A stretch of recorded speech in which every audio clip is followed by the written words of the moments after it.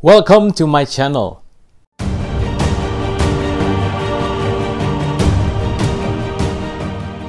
Shalom Bapak Saudara yang dikasihi Tuhan. Kembali berjumpa dalam channel ini dan saya percaya Anda semua akan diberkati dengan kebenaran firman Tuhan.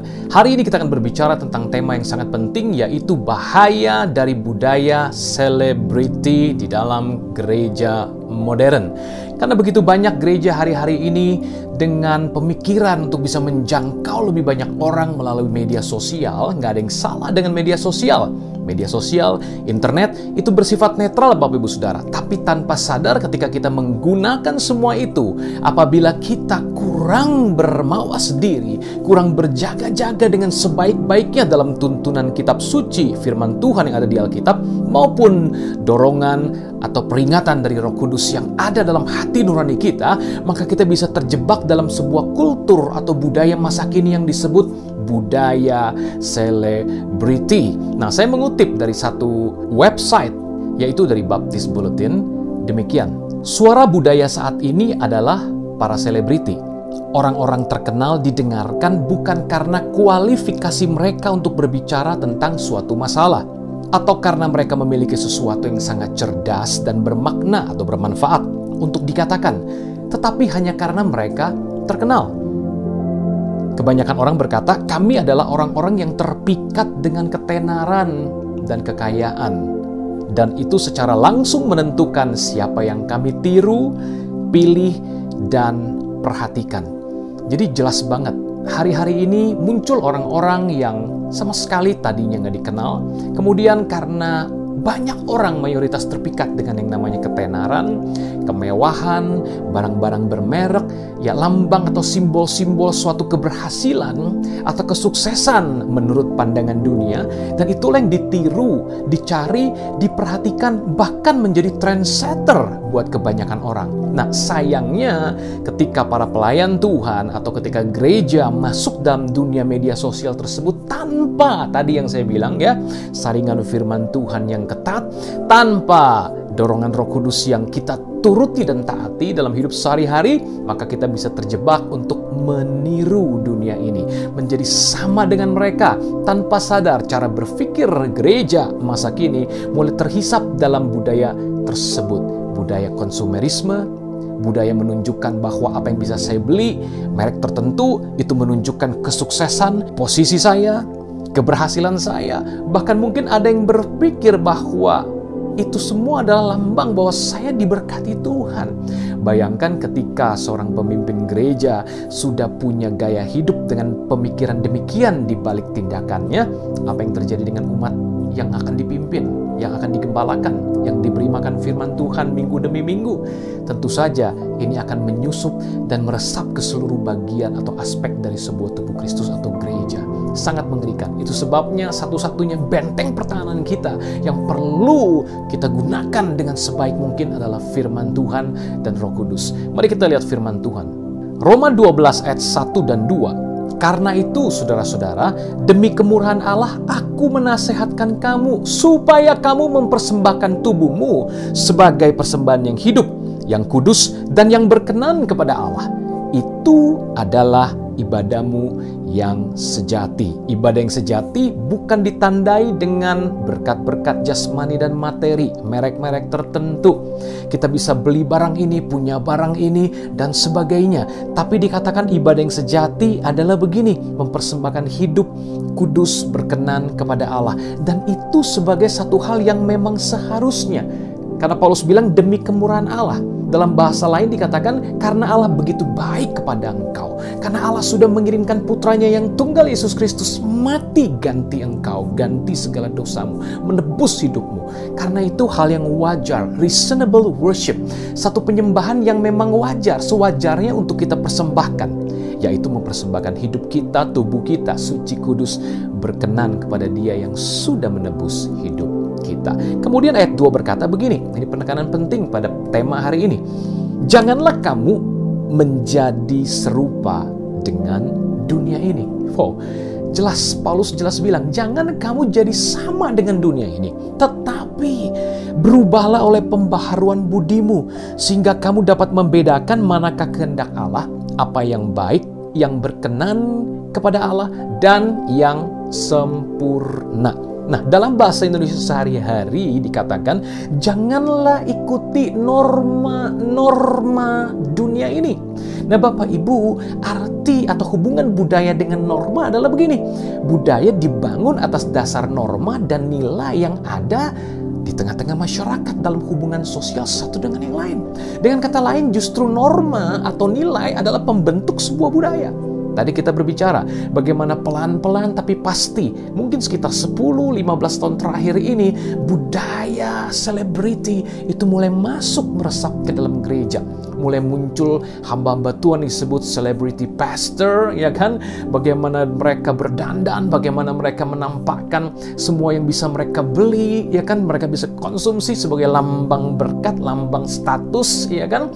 Nah, itu sudah mulai masuk sekitar 10-15 tahun terakhir. Mungkin di luar negeri lebih lama, 20 tahunan yang lalu sudah mulai pelan-pelan masuk, ya. Nah, Bapak Ibu Saudara, Alkitab jelas berkata jangan ikuti norma dunia ini.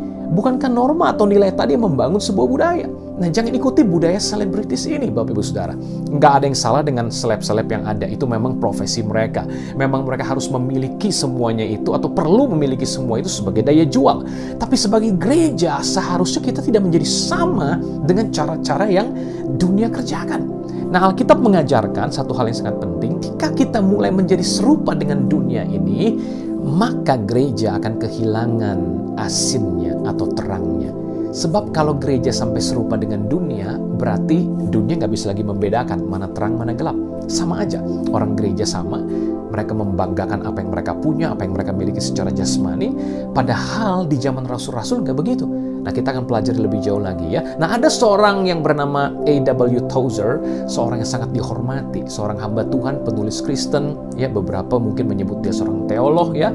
Dia sangat dihormati bukan saja karena pemikirannya, karena doa-doanya yang begitu sungguh, tapi hidupnya yang menjadi contoh teladan, hidupnya yang begitu bersahaja dan sederhana. Beliau berkata begini, gereja sudah menukar setiap pemikiran tentang Allah yang begitu mulia dengan hal-hal yang begitu rendah, begitu tidak mulia, begitu tidak perlu atau tidak layak untuk dipikirkan penyembahan manusia. Dan ini dilakukan tidak dengan sengaja, tapi perlahan-lahan tanpa disadari. Dan ketidaksadarannya itulah justru yang membuat situasi ini menjadi lebih tragis. Gereja tidak sadar, pelan-pelan sudah disusupi dengan roh semacam ini, roh keduniawian, roh materialistik, roh sekularisme. Dan kemudian beliau melanjutkan, sekularisme, materialisme, dan kehadiran benda-benda atau materi sudah membuat cahaya atau terang di dalam jiwa kita pergi atau menjadi lenyap, redup, dan mengubah kita menjadi sebuah generasi zombie. Apa artinya generasi zombie? Sebuah generasi yang sebetulnya kelihatannya hidup, tapi sesungguhnya mati. Ini pernah ditegur dalam kitab Wahyu oleh Tuhan. Engkau kelihatannya hidup, tetapi sesungguhnya engkau mati. Ngeri, karena kita terlalu mempedulikan hal-hal yang kelihatan, materi, hal-hal yang sekuler, hal-hal yang duniawi. Kita tidak mempedulikan hal-hal yang tidak kelihatan, yang kekal, yang rohani. Apa yang perlu kita pegang lebih jauh lagi? Selain kita mengerti bahwa Tuhan tidak pengen kita menjadi serupa dengan dunia ini, 1 Timotius 6 ayat 3-16 mengajarkan begini. Jika seseorang mengajarkan ajaran lain dan tidak menurut perkataan sehat, yakni perkataan Tuhan kita Yesus Kristus, dan tidak menurut ajaran yang sesuai dengan ibadah kita, ia adalah seorang yang berlagak tahu, padahal tidak tahu apa-apa. Penyakitnya ialah mencari-cari soal, bersilat kata yang menyebabkan dengki, cedera, fitnah, curiga, percekcokan antara orang-orang yang tidak lagi berpikiran sehat, dan kehilangan kebenaran yang mengira ibadah itu adalah suatu sumber keuntungan. Nah, Bapak Ibu, sampai di sini dulu. Tadi ayat 3 bilang begini, seharusnya ibadah kita adalah ibadah berdasarkan ajaran sehat, yaitu berdasarkan perkataan Tuhan Yesus. Pertanyaannya, apakah Yesus sepanjang hidupnya di dunia ini pernah mengajarkan atau bahkan melalui kehidupan sikap hidupnya menunjukkan bahwa berkat atau diberkati, diurapi itu selalu dikaitkan dengan hal-hal jasmani dan materi yang kita miliki? Jawabannya tentu tidak. Yesus hidup begitu sederhana. Ada orang bilang, Pak, dia naik keledai, Pak. 1 kali doang. Katanya keledai itu lambang kemewahan. 1 kali dia naik itu. Ketika dia mau ke Yerusalem, dan itu terakhir kali. Setelah itu dia bubarin orang banyak. Dia marah sekali karena rumahku disebut rumah doa, sudah kalian jadikan sarang penyamun. Dan setelah itu dia dikejar-kejar, orang cari kesempatan untuk bisa membunuh dia. Mereka sakit hati kepada Yesus. Bagian mana yang menunjukkan dia menggunakan kekayaan materi dan jasmani sebagai bentuk bahwa ini loh, saya diberkati, saya diurapi? Enggak. Tapi kenapa hari-hari ini begitu banyak hamba Tuhan atau bahkan umat Tuhan yang mulai terkamiri dengan pemikiran bahwa berkat selalu ditandai dengan simbol-simbol duniawi, simbol-simbol sukses seperti mobil, rumah, merek-merek mewah yang kita pakai, jam tangan kita, pakaian kita, ya kan, sepatu kita. Maaf kata, bukan berarti kita harus miskin ikut Tuhan Yesus. Bukan, Bapak Ibu Saudara. Tapi ikut Yesus bukan soal kaya dan miskin. Itu dia persoalannya. Kalau itu bukan soal kaya dan miskin, bagi kita yang mampu membeli, seharusnya kita berpikir ulang untuk apa yang kita pakai. Kita nggak bisa bilang, ini kan duit saya, harta saya, terserah saya mau ngapain. Sama seperti Rasul Paulus, Bapak Ibu. Ini kan perut-perut saya mau makan bebas. Tapi Paulus hidup dengan prinsip dan hukum kasih. Dia tidak mau jadi batu sandungan buat orang. Dia bilang begini, kalau saya makan daging, kemudian itu menjadi batu sandungan buat saudara-saudara yang lain, lebih baik saya tidak makan daging selama-lamanya. Mungkin buat Anda ini terlalu ekstrim. Memang betul, Bapak Saudara, memang terlalu sulit untuk dipraktekkan di zaman now, ya kan? Tapi paling tidak kita mau mendekati kebenaran itu. Jangan sampai kita berpikir, saya diberkati, ini hak saya mau pakai apa saja, ini simbol, lambang bahwa saya diurapi dan diberkati, dikasihi Tuhan. Kalau begitu orang yang nggak pakai kurang diberkati. Kalau begitu orang dengan merek tertentu atau harga yang lebih rendah kurang diurapi, kurang dikasihi Tuhan. Kan logikanya begitu. Nah, hati-hati sekali dengan pemikiran tersebut. Lebih baik kita tetap yang sederhana, yang biasa saja, dan lebih penting justru hidup yang dipersembahkan kepada Tuhan. Hidup yang benar, hidup yang kudus. Bukan berarti kita juga sudah sempurna, tapi kita lebih baik mengejar hal-hal yang kekal semacam itu. Mengejar karakter, integritas, rupa Kristus. Nah, itu sebabnya Alkitab juga mengatakan, itulah perkataan sehat, ajaran sehat. Jadilah seperti Yesus. Dan itulah tujuan kita ditebus, untuk makin serupa dengan Yesus. Amin, Bapak Saudara. Nah, kemudian kita lihat tadi dari pembacaan ayat tadi bahwa ibadah adalah suatu sumber keuntungan. Nah, ini pemikiran salah yang terhubung dengan konsep tadi. Budaya selebriti sudah mulai masuk. Kalau kita ikut Tuhan, kita akan makin untung. Bahasa Indonesia sehari-harinya bilang gini, mereka menyangka bisa menjadi kaya dari agama, dari iman kepada Yesus tentu yang dimaksud. Kita jadi bisa kaya. Hati-hati dengan penginjilan yang menawarkan, mengiming-iming harta. Bapak Ibu Saudara, kalau begitu caranya nggak ada bedanya sama orang-orang yang cari kuasa gelap, cari jin, cari setan dan segala macam untuk bisa jadi kaya. Tujuan Tuhan menebus kita bukan untuk menjadikan kita kaya secara materi, tapi bagaimana supaya kita bisa mengalami kasih-Nya, mengalami kemuliaan-Nya, hubungan yang begitu indah dengan Dia, dan kita menjadi wadah atau gambar dan rupa Kristus, wadah dari kemuliaan-Nya, menjadi saluran buat orang-orang yang membutuhkan Dia. Nah, Bapak Ibu Saudara, seharusnya itu menjadi tujuan kita.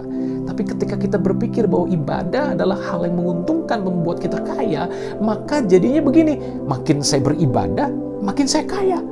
Makin saya harus menunjukkan bahwa saya punya sesuatu sebagai bukti bahwa ibadah saya benar. Ini bahaya. Ini bahaya, ini harus dicontreng habis, disilang habis, keluar dari pola pikir kita sebagai gereja yang sejati. Amin, Bapak Ibu Saudara. Nah, Alkitab juga bilang begini. Yang betul adalah begini, ayat 6-nya, memang ibadah itu kalau disertai rasa cukup memberi keuntungan yang besar. Ada rasa cukup, artinya rasa syukur, puas, baru kita terima keuntungan besar. Dan keuntungan besar bukan soal materi, tapi sukacita yang melimpah karena kita belajar mengucap syukur dalam segala keadaan. Amin, Bapak Ibu Saudara. Sebab kita tidak membawa suatu apapun ke dalam dunia, dan kita pun tidak membawa apa-apa keluar. Asal ada makanan dan pakaian, cukuplah. Tuh, jelas Paulus bilang begitu. Asal ada makanan dan pakaian, cukuplah. Jadi yang kita kejar bukan merek, bukan hal-hal yang kelihatan mentereng, keren, dan sebagainya. Kita pikir itu akan menarik banyak orang kepada kita, lalu kita arahkan mereka kepada Yesus. Tapi itu hal yang salah. begitu Anda menarik banyak orang kepada Anda dengan cara hal yang mentereng seperti itu di sekujur tubuh kita, maka yang terjadi adalah mereka bukan melihat lagi Yesus dengan cara yang benar. Mereka melihat Yesus yang palsu. Iya, terus terang itu Yesus yang palsu, karena Yesus yang asli nggak begitu. Cara dia menarik orang bukan dengan dandanan luar, tapi dengan karakternya, dengan kasihnya, dengan imannya, dengan keteguhannya, dengan kesetiaannya, yang kita sebut buah-buah roh. Itu dia Bapak Ibu Saudara. Ya, itu yang akan menarik dunia ini atau membuat mereka menjauh dan berkata, engkau kuno, engkau terlalu sok suci, engkau terlalu fanatik dan sebagainya. Tapi nggak masalah, karena kita tidak mungkin mengabdi kepada dua Tuhan. Amin Bapak Ibu Saudara. Nah, Alkitab selanjutnya berkata begini, ketika zaman sekarang para pendeta besar atau kita orang-orang Kristen, gereja ya, yang dididik dalam tanda kutip tanpa sadar sudah masuk ke budaya selebriti, kita bisa berkata emas dan perak ada padaku, itu lambang berkat, ya kan? Barang-barang mewah ada padaku, itu lambang aku dikasihi, aku berkenan kepada Tuhan, aku diurapi. Tapi zaman dulu Rasul Petrus ketika berjumpa dengan orang yang lumpuh bersama Rasul Yohanes, dia bilang begini, emas dan perak tidak ada padaku, tapi yang ada padaku kuberikan kepadamu. Dalam nama Yesus orang Nazaret itu, bangkit dan berjalanlah. Dan orang itu bangkit dan berjalan. Mereka nggak punya emas perak, tapi mereka punya nama di atas segala nama dalam hidup mereka. Tapi hari ini kita punya emas dan perak banyak, tapi nggak punya kuasa nama Yesus dalam hidup kita. Mungkin ada yang berkata, tapi Pak, ada loh orang yang kaya emas perak, tapi juga dia diurapi, menyembuhkan orang sakit. Betul, ada. Tapi kita tunggu, apakah betul karakter hidup ilahi ada di dalam hidupnya? Ini penting sekali, Bapak Saudara. Kenapa? Karena Matius 7:21-23 sudah memberi peringatan. Pada hari-hari terakhir banyak orang berseru, Tuhan, Tuhan, aku bernubuat demi namamu, menyembuhkan orang sakit demi namamu, aku mengusir setan demi namamu. Tapi Tuhan menjawab, aku tidak kenal kamu, kamu pembuat kejahatan. Nah, saya nggak tahu apa yang dimaksud kejahatan itu. Belum tentu orang itu mungkin hidup dalam perzinahan, ya kan, korupsi uang gereja dan sebagainya. Mungkin saja, karena dia menjadi batu sandungan bagi orang banyak. Mungkin saja, sekali lagi ya, mungkin saja. Karena itu kita harus berjaga-jaga, mendekati sedekat-dekatnya pada kebenaran kitab suci. Asal ada makanan dan pakaian, cukuplah. Sekali lagi, bukan berarti kita harus hidup miskin. Salah lagi kalau kita bilang makin miskin, makin diberkati, makin suci, makin dikasihi. No.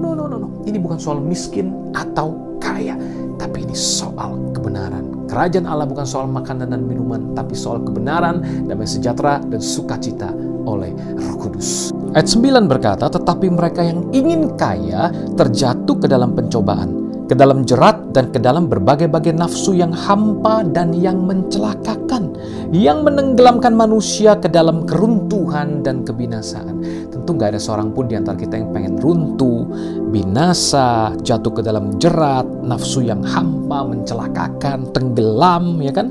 Gak ada yang mau. Tapi herannya manusia rela mengorbankan kesejahteraan rohaninya, kesejahteraan jiwanya, menukarnya dengan kemewahan dunia. Aneh sekali.